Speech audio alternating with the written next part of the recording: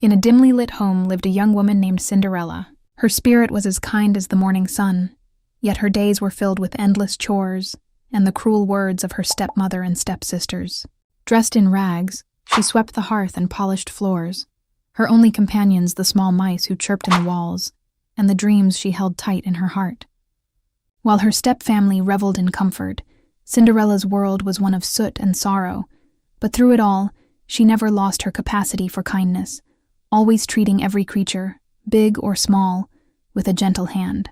She wished not for riches, but for a moment of joy, a single night where she could feel like the person she knew she was inside. One day, a wave of excitement swept through the kingdom. A royal invitation arrived, announcing a grand ball hosted by the prince himself. Every eligible maiden in the land was invited.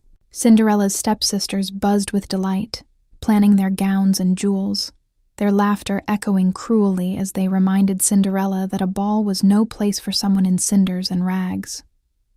As they departed in a flurry of silks and perfumes, leaving her behind, Cinderella's brave facade finally crumbled. She fled to the garden, tears streaming down her face, her dreams of the ball turning to dust. It was in this moment of despair that a soft, shimmering light began to glow. With a swirl of magical particles, her fairy godmother appeared, her smile as warm as a summer's day. With a wave of her wand, a pumpkin transformed into a magnificent carriage, the mice into stately horses, and Cinderella's tattered dress into a breathtaking ball gown of starlight and moonbeams. On her feet appeared a pair of delicate glass slippers, sparkling like crystal. "Be home by midnight," the fairy godmother warned, "for that is when the magic will end." The royal palace was a dream of towering spires and dazzling chandeliers, filled with music and laughter. But when Cinderella entered, a hush fell over the crowd. No one recognized the girl from the cinders. They only saw a mysterious princess of unparalleled grace and beauty. The prince was captivated from the moment he saw her. They danced the night away, lost in conversation and the magic of the moment, falling deeply in love under the glittering ballroom lights. But as the grand clock began to chime midnight, Cinderella remembered her godmother's warning. In a panic, she fled from the prince's arms, down the grand staircase and into the night. In her haste, one of her delicate glass slippers was left behind on the marble steps, a single, sparkling clue to her identity.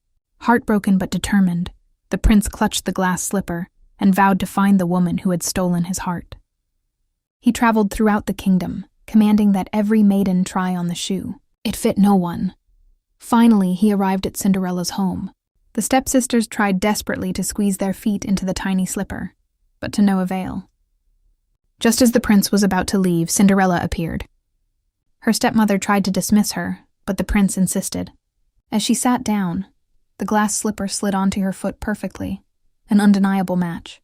At that moment, her rags once more became the beautiful ball gown, and the prince knew he had found his true love. They were reunited in a wave of joy, their love story proving that even from the deepest shadows, a kind heart can find its happily ever after. And so, the girl who once slept by the cinders became a princess, her future as bright and beautiful as her spirit had always been.